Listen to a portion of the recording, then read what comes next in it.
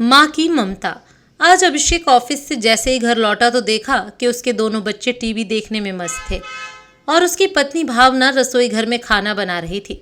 भावना कितनी बार कहा है कि बच्चों को ज्यादा टीवी मत देखने दिया करो, उनकी आंखें कमजोर हो जाएंगी। जूते और मोजे उतारते हुए अभिषेक ने कहा तो भावना बोली, अरे टीवी बंद करती हूँ तो मोबाइल ले लेते हैं। किसी गैजेट के बिना आराम से बैठते कहाँ हैं ये दोनों, और मेरे पास इन्हें देने के लिए बिल्कुल समय नहीं है।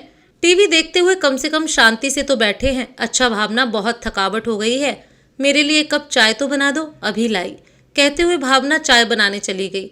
उसी समय फोन की घंटी बज उठी। अभिषेक ने फोन उठाया तो दूसरी ओर से आवाज आई, हेलो, क्या आप कौशल्या जी के बेटे अभिषेक वर्मा बोल रहे हैं? जी हाँ, मैं अभिषेक ही बोल रहा हूँ, बताइए। अभिषेक जी, मैं बरदान वृद्धाश्रम से बात कर रही हूँ। बरदान वृद्धाश्रम का नाम सुनते ही अभिषेक तुरंत बोला, जी बोलिए, क्या बात है? मेरी माता जी तो ठीक है ना, उन्हें कोई परेशानी तो नहीं है? अभिषेक ने चिंतित स्वर में कहा। तो दूसरी ओर से आवाज आई, जी हाँ, आपकी माँ जी बिल्कुल ठीक है, परंतु हमें आपसे एक जरूरी बात करनी थी।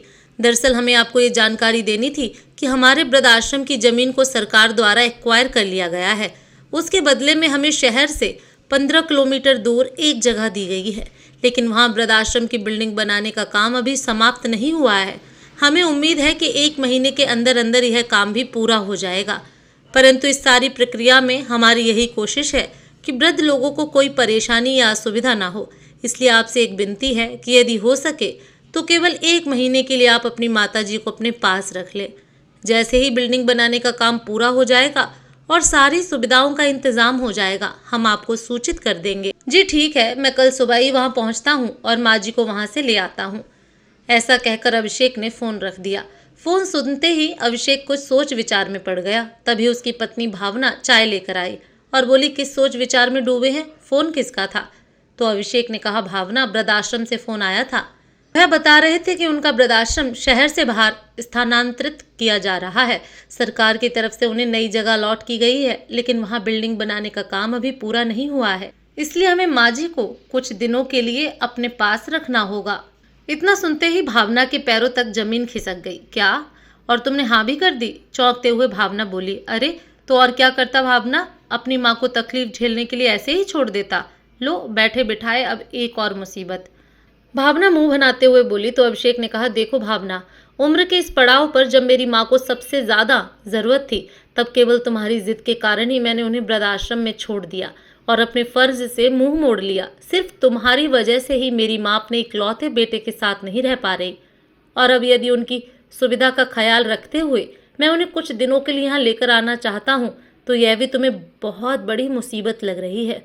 फिर भावना गुस्से से भड़कते हुए बोली, अभिषेक, इतना तो तुम भी जानते हो कि पेट में इन्फेक्शन की वजह से हमारे बेटे सोनू को आए दिन डॉक्टर के पास मुझे लेकर जाना पड़ता है। उसके लिए मैं पहले ही ऑफिस से बहुत छुट्टियां ले चुकी हूँ, फिर भी उसकी तबीयत जस की तस बनी हुई है। क्या पता कब यह परेशानी दूर होगी। ऊपर से अब तुम्हारी माँ भी। रहने दो, मुझे तुमसे बात ही नहीं करनी है। कहते हुए भावना नाराजगी जताते हुए पैर पटकती हुई चली गई। अगले दिन अभिषेक सुबह जल्दी उठ गया और अपनी पत्नी की परवाह किए बिना तैयार होकर अपनी गाड़ी में बैठकर माँ को वृद्धाश्रम से लेने चला गया। उधर आश्रम में वहाँ की संचालिका ने कौशल्या जी को पहले ही बता दिया था कि आज उन्हें लेने के लिए उनका बेटा आ रहा है और वह 1 महीने के लिए अब अपने बेटे के घर ही रहेंगी। यह सुनकर कौशल्या जी के चेहरे पर मुस्कान आ गई थी। आज इतने दिनों बाद अपने बेटे का चेहरा देखेंगी, सोचकर उनके दिल को खुशी होने लगी। लेकिन फिर अगले ही पल इस बात से उदास भी हो गई कि उनका बेटा अपनी मर्जी से तो उन्हें लेने नहीं आ रहा, बल्कि अपनी माँ को अपने घर रखना उसकी एक मजबूरी है। बुझे मन से कौशल्या जी एक बैग में अपने कपड़े रखने लगी। बिस्तर के पास रखी टेबल पर उन्होंने अपने छोटे से परिवार की एक तस्वीर रखी हुई थी, जिसमें उनके पति राम कुमार जी ने अपने 1 साल के बेटे अभिषेक को बड़े प्यार से गोद में उठाया हुआ था। उस तस्वीर को बैग में रखने से पहले उसे उठाकर निहारने लगी और उसी क्षण उनके कानों में उनके नन्हे से अभिषेक की किलकारियां गूंजने लगीं। एकाएक कौशल्या जी अपने अतीत में खो गईं और उनके सामने अपने बेटे के बचपन की यादें जीवंत हो उठी। एक समय था जब कौशल्या जी अपने पति राम कुमार जी के साथ गांव में रहा करती थीं। गांव में ही एक सरकारी स्कूल में शिक्षक थे राम कुमार जी, जबकि कौशल्या जी स्वयं तो बहुत अधिक पढ़ी लिखी नहीं थी, परंतु एक समझदार और कुशल गृहिणी थी। गांव में उन लोगों की बहुत बड़ी खेतीबाड़ी हुआ करती थी और पुश्तैनी घर था। हालांकि बहुत अधिक खुशहाली तो नहीं थी, परंतु किसी चीज की कमी भी नहीं थी। कमी थी तो बस यह कि शादी के 5 साल बीत जाने के बाद भी उनकी कोई संतान नहीं हुई थी। न जाने कितने तीर्थ स्थलों पर माथा टेका था उन्होंने, कितनी मन्नतें मानी, फिर आखिरकार भगवान ने उनकी सुन ली और अभिषेक के रूप में उन्हें संतान प्राप्ति हुई। पहली बार उसे गोद में लेते ही ममता से उनकी आंखें भर उठी थीं। माता पिता बड़े ही लाड प्यार से बच्चे को पालने लगे थे। नन्हा अभिषेक अपनी माँ से एक पल की दूरी भी बर्दाश्त नहीं करता था। अपनी माँ के बिना खाना तक भी नहीं खाता था। और वहीं उसकी जरा सी रोने की आवाज़ सुनते ही सारा काम काज छोड़कर दौड़ी आती थी कौशल्या जी। अपने बेटे को देखकर फूले न समाते थे वे दोनों। राजकुमार जी यही सोचा करते थे कि जब वे रिटायर हो जाएंगे तो उसके बाद उनकी खूब सेवा होगी और वे दोनों बड़े आराम की जिंदगी गुजारेंगे। पिता ने अभिषेक की पढ़ाई में कभी पैसों की जरा भी कमी नहीं आने दी। स्कूल के बाद उसने इंजीनियरिंग की पढ़ाई की और पढ़ाई पूरी होने के बाद एक अच्छी कंपनी में उच्च पद की नौकरी मिल गई। अब अभिषेक अच्छा खासा कमाने लगा था। अपने साथ काम करने वाली भावना को पसंद करने लगा और जल्द ही उन दोनों ने एक दूसरे को जीवन साथी बनाने का फैसला कर लिया। भावना एक आधुनिक लड़की थी जो बिल्कुल बिंदास प्रवृत्ति की थी। उसकी माँ की बचपन में ही मृत्यु हो गई थी और उसके पिता ने पढ़ाई लिखाई के लिए उसे हॉस्टल भेज दिया था। और जब पढ़ाई समाप्त हुई तो उसके बाद उसने नौकरी करनी शुरू कर दी, परंतु इस दौरान वह कभी परिवार शब्द का मतलब ही नहीं जान पाई थी। जब अभिषेक ने अपनी पसंद के बारे में अपने माता पिता को बताया तो कौशल्या जी और राम कुमार जी ने अपने मन को यह सोचकर समझा लिया कि शायद वक्त का ही तकाजा है। आज के ज़माने में बच्चे अपनी पसंद से ही शादी करना चाहते हैं, इसलिए उन्होंने अपने बेटे की खुशी के खातिर इस रिश्ते के लिए हाँ कर दी। परंतु शादी होते ही उनकी बहू भावना ने अभिषेक को स्पष्ट तौर पर कह दिया था कि वह अपने जीवन में किसी की भी दखल अंदाजी पसंद नहीं करती और ना ही उसे गांव में रहना पसंद है। इसलिए अब उन्हें शहर में अपने लिए अलग घर देख लेना चाहिए। भावना की दो टूक बात सुनकर अभिषेक की हैरानी का ठिकाना न रहा था। उसने अपनी पत्नी को समझाने की बहुत कोशिश की, लेकिन भावना मानने को तैयार ही नहीं थी। आखिरकार शहर में रहने के इरादे से कुछ दिनों बाद अभिषेक ने गुड़गांव की एक मल्टीनेशनल कंपनी में नौकरी ज्वाइन कर ली और न चाहते हुए भी अपने माता पिता को छोड़कर बड़े शहर में ही उन्होंने अपनी नई दुनिया बसा ली। कौशल्या जी और राम कुमार जी मन महसूस कर गांव में रह गए, परंतु रह रहकर कौशल्या जी सोचने लगती थीं कि अपने आने वाली जिंदगी के लिए कितने अरमान थे उनके, कि वो बहू के आने पर उस पर अपने प्यार और दुलार की बरसात करेंगी। पूरा परिवार हंसी खुशी से एक साथ रहेगा, लेकिन सारे अरमान धरे के धरे रह गए। खैर, धीरे धीरे समय बीतने लगा। उनका बेटा अभिषेक अब 2 बच्चों का पिता बन चुका था और राम कुमार जी अपनी नौकरी से रिटायर हो चुके थे। कौशल्या जी और राम कुमार जी का दिल तो बहुत किया करता था कि अपने पोता पोती को खूब दुलार दें। कभी बच्चों से मिलने जाते भी थे तो 2-4 घंटे बिताकर आ जाते, लेकिन उनके बेटा बहू कभी उन्हें अपने साथ रहने के लिए नहीं कहते थे। लेकिन फिर भी दोनों गांव में एक साथ थे तो जीवन की गाड़ी ठीक ठाक चल रही थी। लेकिन एक दिन अचानक राम कुमार जी एक सड़क दुर्घटना की चपेट में आ गए और उन्हें इतनी गंभीर चोट लगी कि वहीं उनकी मृत्यु हो गई। और उस दिन कौशल्या जी की तो जैसे दुनिया ही लुट गई। वो तो एकदम टूट ही चुकी थीं। अपने पिता की मृत्यु की खबर सुनते ही अभिषेक तुरंत पत्नी और बच्चों को लेकर गांव पहुंच गया और सारी रस्में निभाई। उनकी बहू भावना तो मात्र औपचारिकता निभाकर 4 दिन बाद ही बच्चों को लेकर वापस गुड़गांव लौट गई थी, जबकि अभिषेक अपनी मां के साथ पूरे 15 दिन गांव में ही रुका था। सब कुछ उचित प्रकार से निपटाकर अभिषेक यह कहकर वापस गुड़गांव चला गया कि बहुत जल्द मां को अपने साथ ही गुड़गांव ले जाएगा।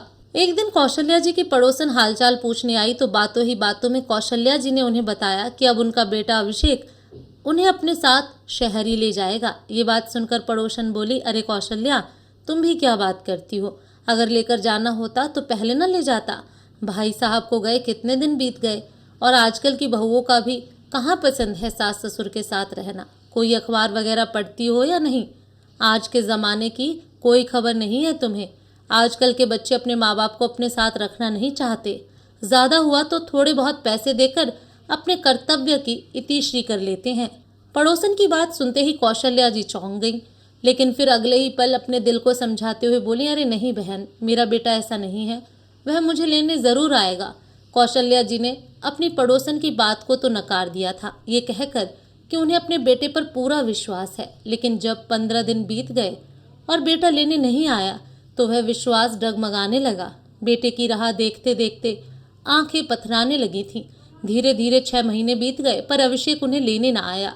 अब तो अकेलेपन के कारण वह अवसाद से ग्रसित रहने लगी और बीमार पड़ने लगी थी। इस बात का जब अभिषेक को खबर मिली तो उससे रहा न गया।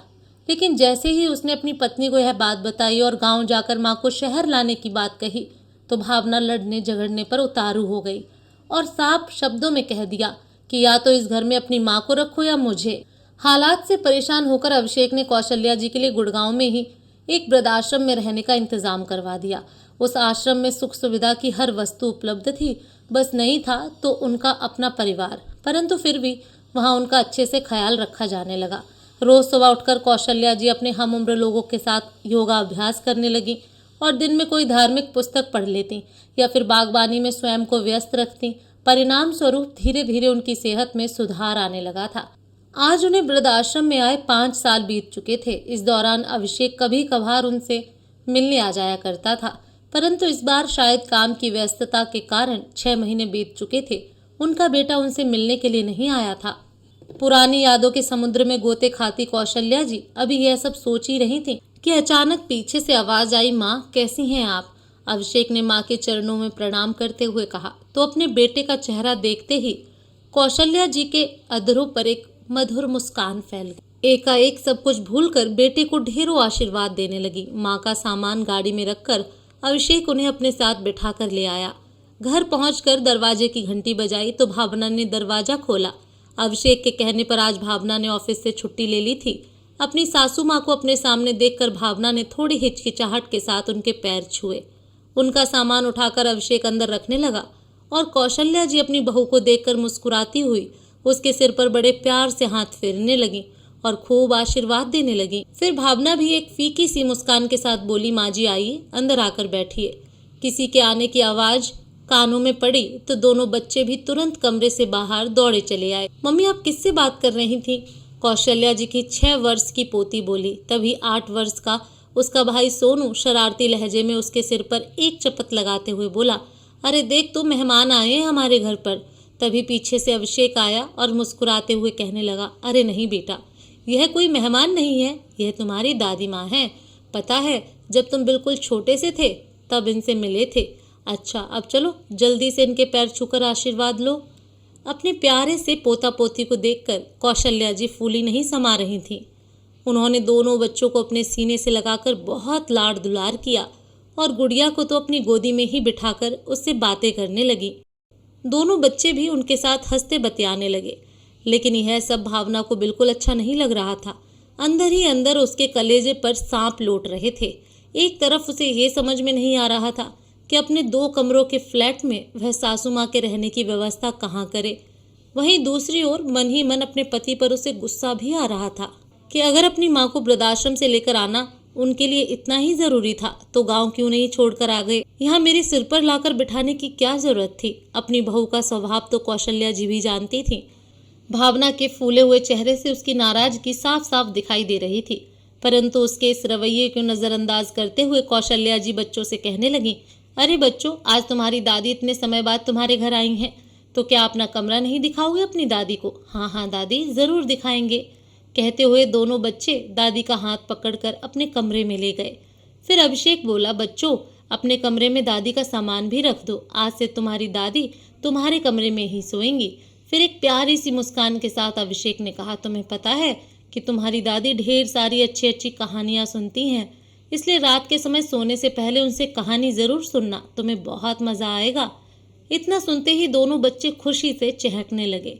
कमरे में बैठे हुए दोनों बच्चे कभी अपनी दादी को अपने खिलौने दिखाने लगते तो कभी उनके साथ कोई गेम खेलने की जिद करने लगते।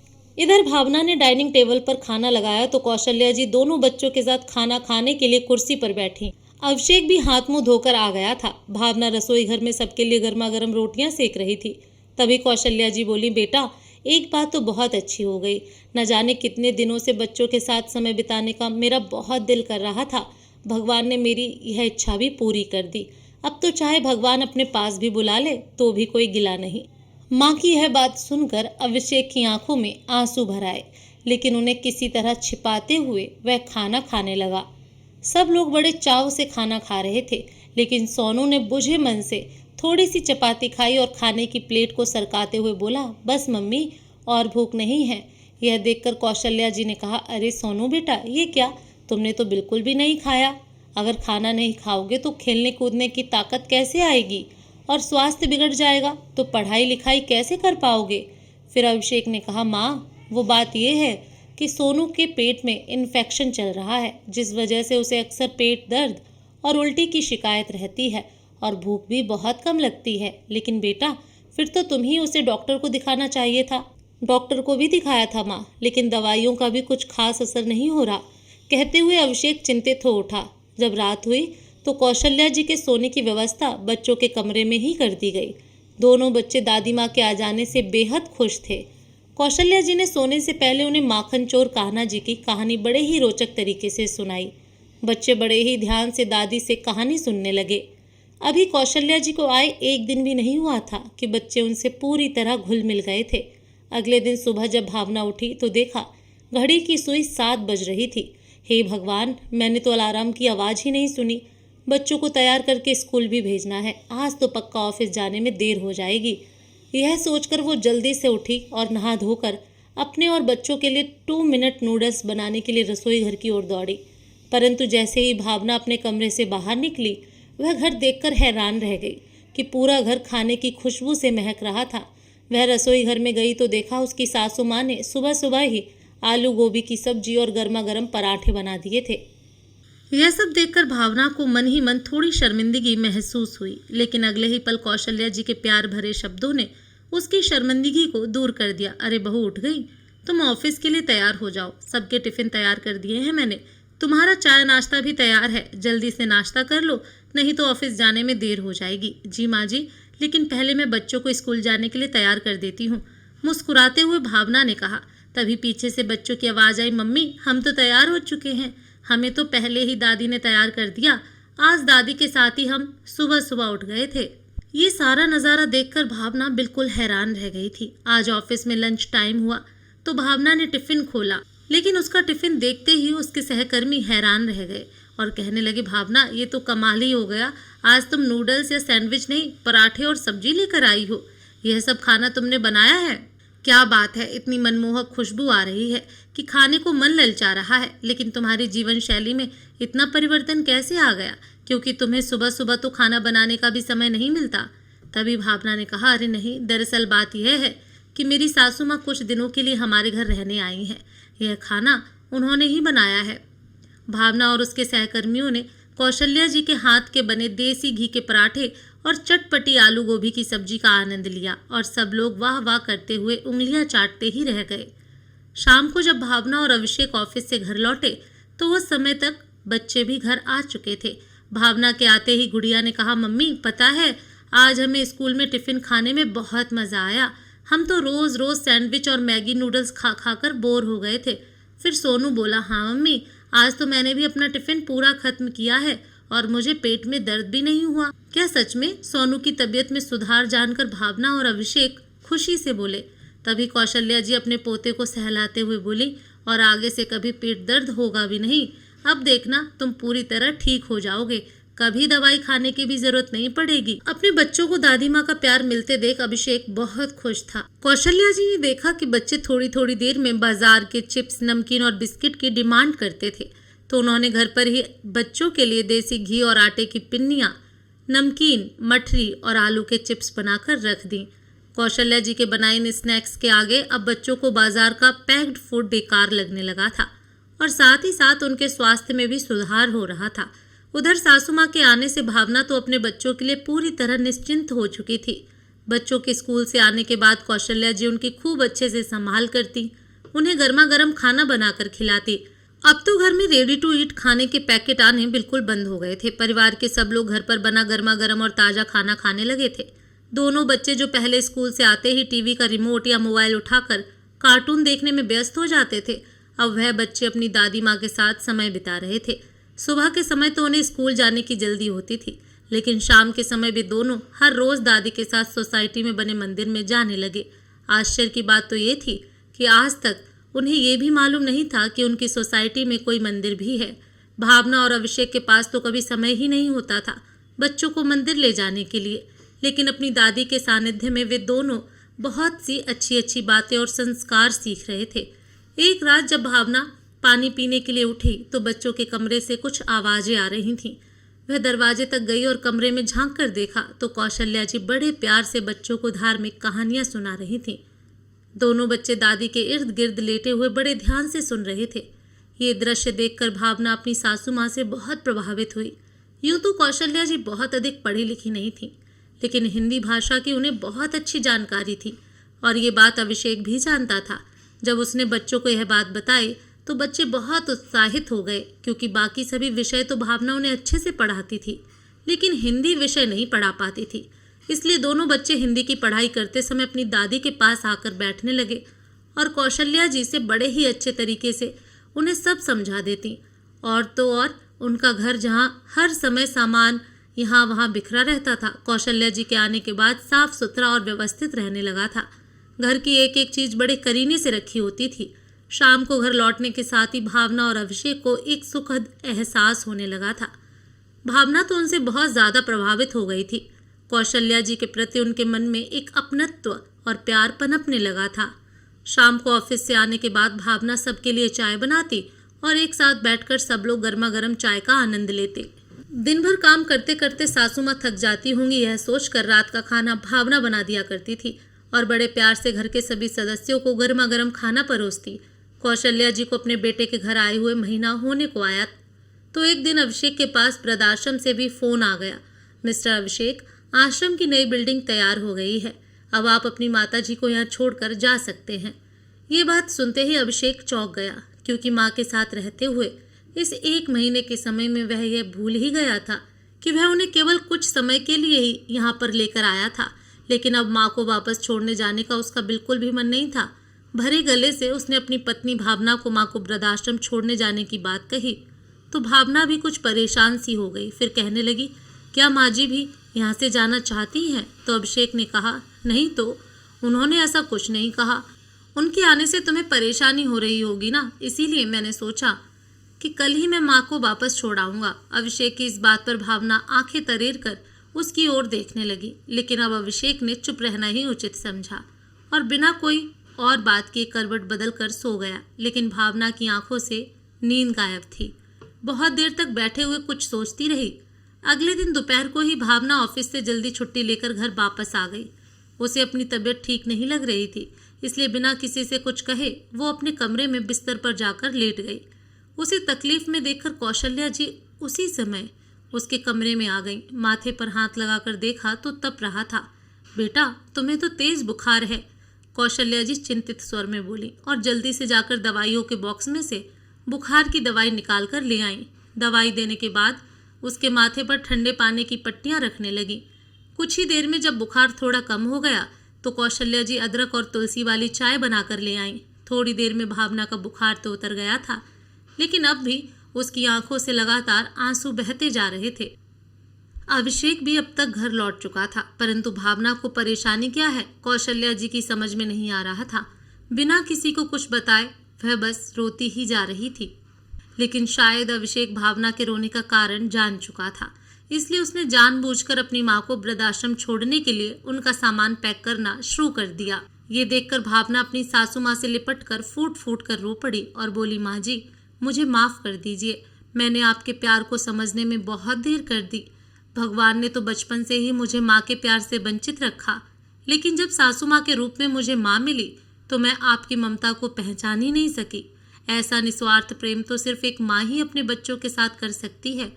अपनी बहू भावना के मुंह से अपने लिए प्यार भरे शब्द सुनकर कौशल्या जी भी भाव विभोर हो उठी और उनकी आंखों से आंसू बहने लगे।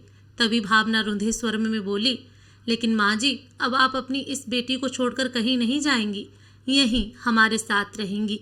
इस आधुनिक जीवन की भागदौड़ में मैं तो समझ ही नहीं पाई थी कि हमारे बड़े बुजुर्ग का हमारे जीवन में कितना महत्व है। बच्चों के जीवन पर दादा दादी द्वारा दिए गए संस्कारों और शिक्षा का कितना सकारात्मक प्रभाव पड़ता है। इस बात का एहसास तो मुझे आपके साथ रहने के बाद हुआ, लेकिन माँ जी सच कहूँ तो परिवार शब्द का अर्थ भी मैं आपके साथ रहने के बाद ही जान पाई हूँ। और माँ जी, अब तो मुझे भी आपसे तरह तरह के पौष्टिक और स्वादिष्ट पकवान बनाने सीखने हैं। अब तो मैं आपको कहीं जाने नहीं दे सकती। ऐसा कहते हुए उसने अपनी सासू माँ के गले में अपनी बाहें डाल दी और फिर से रोने लगी। चल हट पगली, इतना भी कभी कोई रोता है क्या? कौशल्या जी ने उसे प्यार से झिड़कते हुए कहा और उसकी आंखों के आंसू पोंछते हुए बोली, अरे अपनी बहू से इतना प्यार पाने के बाद तो मैं भी उसे छोड़कर नहीं जा सकती। तभी पीछे से दोनों बच्चे आए और दादी माँ की टांगों से कसकर लिपट गए। फिर शरारत भरे लहजे में बोले, दादी आप जाना भी चाहेंगी ना तो भी जाने नहीं देंगे। अब हम आपको नहीं छोड़ेंगे। बच्चों की इन बातों से घर का माहौल खुशनुमा हो उठा और पूरे घर में हंसी ठहाकों की आवाजें गूंजने लगी। दोस्तों, ये बात गौर करने लायक है कि आखिर एक इंसान ईश्वर से औलाद क्यों मांगता है? इसीलिए कि वृद्धावस्था में वही बच्चे उनकी लाठी बने और जीवन का ये दौर भी आसानी से अपने पोते पोतियों के साथ हंसते खेलते गुजर जाए। माता पिता अपने बच्चों के लिए हर कुर्बानी देते हैं, उन्हें हर प्रकार की सुख सुविधा देकर पालते हैं। इसलिए बच्चों का भी फर्ज बनता है कि जिंदगी की संध्या बेला में जब बड़े बुजुर्गों को उनके साथ की आवश्यकता होती है तो उन्हें भी माता पिता के लिए वो सब कर्तव्य निभाने चाहिए जिनकी आशा वे उनसे करते हैं। धन्यवाद।